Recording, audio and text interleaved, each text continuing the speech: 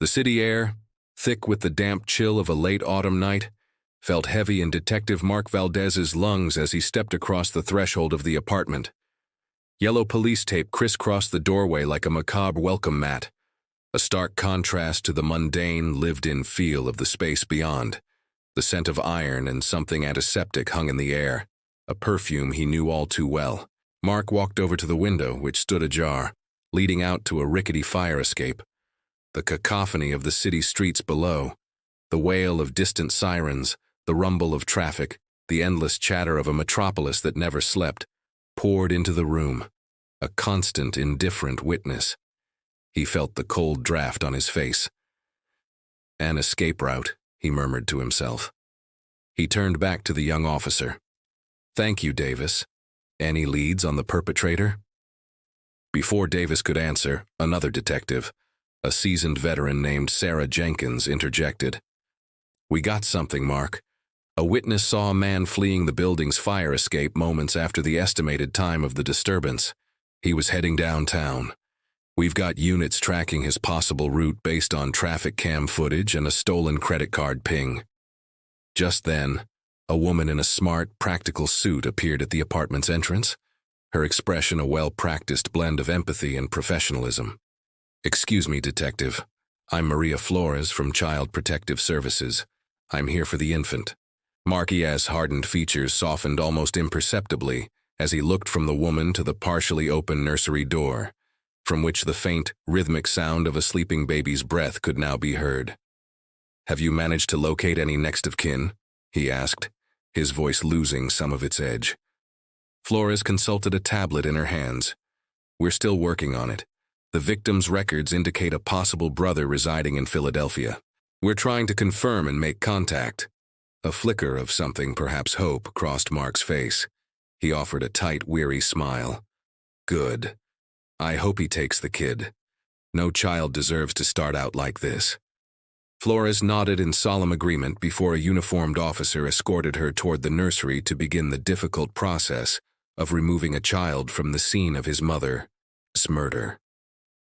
Mark turned his attention back to the case, the image of the innocent child a fresh spur driving him to find the monster responsible.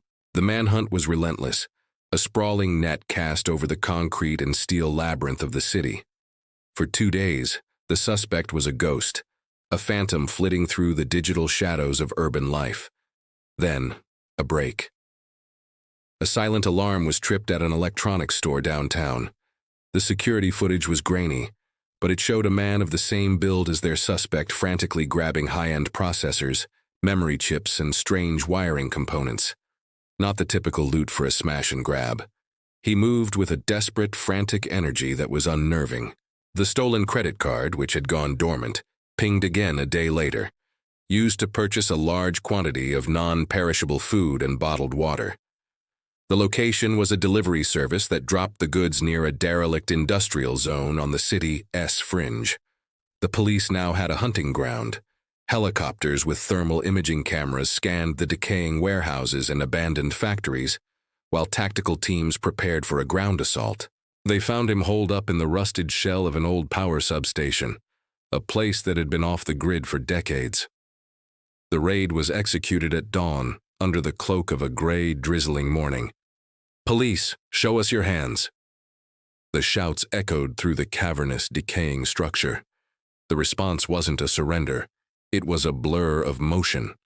The suspect moved with a speed and agility that seemed unnatural, fighting back with a brutal, almost feral intensity. He didn't use a gun.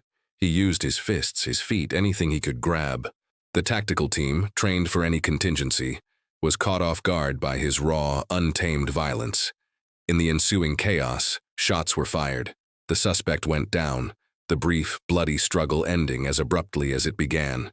He was pronounced dead on sight, the silence of the warehouse broken only by the heavy breathing of the officers and the steady patter of rain on the corrugated metal roof. The scene was cleared, and the body of the unidentified killer was sent to the morgue. The initial relief of closing the case quickly evaporated, replaced by a profound and unsettling sense of mystery. The first anomaly was the man himself. His fingerprints returned no matches in any database, local, national, or international. His DNA was equally anonymous. He was a ghost, a John Doe who had appeared out of nowhere to commit a brutal murder and then vanished just as violently. The only piece of identification found on his body was a driver's license, tucked away in a worn leather wallet. At the precinct, Mark held the laminated card under the bright light of his desk lamp, a frown creasing his brow. The name on the ID read, Stephen Morrison. The photograph matched the deceased, but it was the other details that made the hairs on his arms stand up. The date of birth was listed as September 24, 2025. Mark did the math in his head, his blood running cold. If that date was correct, Stephen Morrison was, at that moment, only 6 weeks old. It was impossible, a paradox that defied all logic.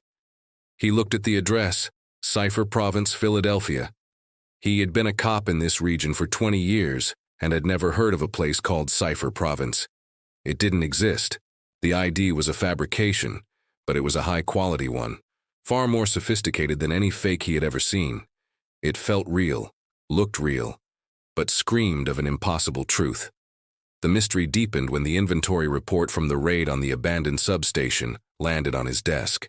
Alongside the collection of scavenged electronics and food supplies, the tactical team had found something else, an item logged as unidentified device. It had been discovered in a makeshift Faraday cage the suspect had constructed from scrap metal, as if he were trying to hide it from some kind of electronic surveillance. Days later, Mark stood behind a one-way mirror, looking into the police department's secure tech lab. Two of their best engineers, faces etched with a mixture of frustration and awe, were examining the device. It was small, no bigger than a human hand, and crafted from a smooth, matte black material that seemed to absorb the light around it.